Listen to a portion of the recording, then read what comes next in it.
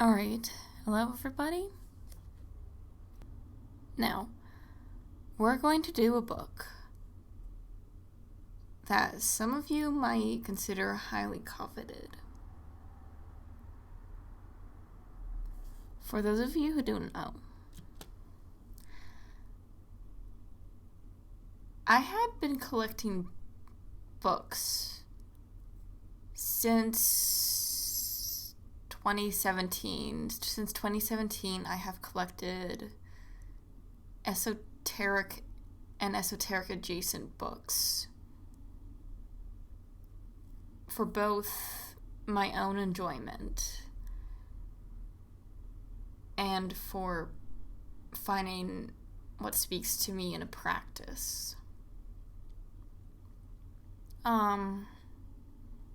I have a few books that are no longer in print for several reasons, but usually the reason is that the company is no longer operating.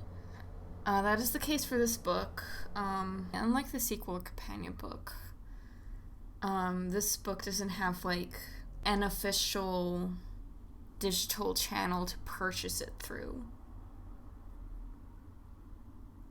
For that reason, you can find it as a PDF. If you want to read it, I'd recommend going that route because currently these books sell for like the cheapest I've seen is like $300, but they usually go for higher than that. So and for reference, I don't buy expensive books. I go for paperbacks usually because they're the least expensive option. And my two most expensive books are Night Side of Eden by Kenneth Grant and Horror. I forget the author's name for Horror, but those two books cost me like $40 each, and when I got the book we're talking about today, it only cost me like $20 even when imported, so kind of puts into perspective what the economy has been now. Alright, I took a little break from the video to see if I could find a better picture for this, but I can't. This is literally the picture they have on Amazon, which tells you how obscure this book is even for the time I had it. It's kind of funny to think that the sequel of this book, of all things, is more well known, but this book is written by two authors, and the bulk of the book is they go into Luciferian or Venusian archetypes. I would categorize them more as Venusian, but some people consider that to be Luciferian for basically archetypal reasons. And that's mostly the bulk of this book. And if you know the work of Shani Oates,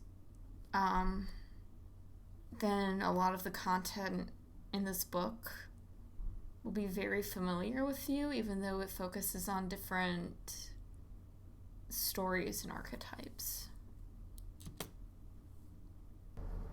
Honestly, as I was reading this book, because I bought the companion book at the same time, and I read both books in maybe about 2 weeks altogether. And it was also like me trying to research more into the clan of Tubal-Cain. I couldn't help but feel that the theme was almost too consistent, but that being said, I haven't seen a lot of the mythologies that are discussed in here discussed in a way that was applicable to the philosophy the authors were talking about before. And in addition to that, this book actually has appendices. Appendix 1 is actually talking about the archangels. There's 10 archangels in this tradition, and talks about like their associations and stuff, and I find that to be very useful, especially like one of the first things they say is, today, angelic magic is one of the most neglected of the occult arts. I couldn't agree more. I've been trying to research angelic magic more recently, and a lot of the stuff to do with angels, it's hard to find anything that's not a historical or something that actually can be applied to my practice, because I have to find that a lot of the more interesting things I've seen about angels, ironically, is through other kinds of people. Even demolators have more interesting stuff about angels than a lot of books on angels, so it's been weird to research about, and that appendix stood out to me a lot because it's been more helpful than a lot of other things I've researched on angels so far. I do think that would be the case. Like, it shows how unique this book really is alone, and it's not even getting into like how unique the interpretation of this theology is when applied to different mythologies worldwide. So, as I briefly mentioned, this book felt extremely similar to Tubal-Cain Fire for me. So, if you're just wanting to get the gist of what this tradition is about, get that book, because it's actually in print. I think the second edition's in print now. As I mentioned in the beginning, don't buy the book, instead read it as a PDF online, because it's sadly out of print and I don't think anybody scooped it up yet. The book itself, the contents, I don't find a lot that can be criticized of it. Some people might just say it's not for them, but that's more of a personal thing. Me specifically, this kind of like explorative, cross-cultural, theological essay thing is very much up my alley, and while it took a bit to get through and kind of digest, it was an interesting read. I'm just gonna emphasize more. Good book, just don't buy it.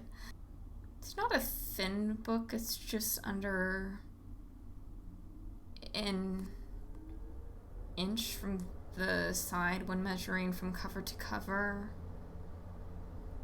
And the fact that the essays are very theological doesn't make it feel any less thin. So this is not a book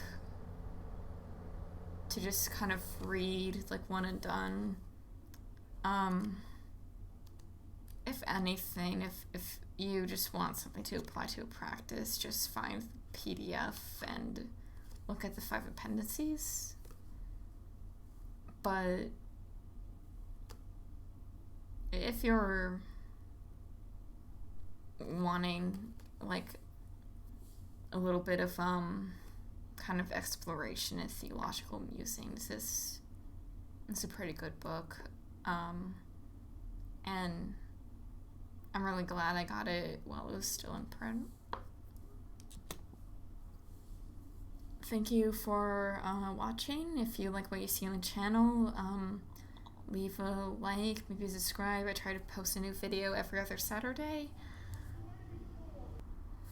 I usually review books that are in print, but I'll talk about books that are out of print that I think are interesting, especially if I happen to own them. So just be on the lookout for all that. So hope to see you around.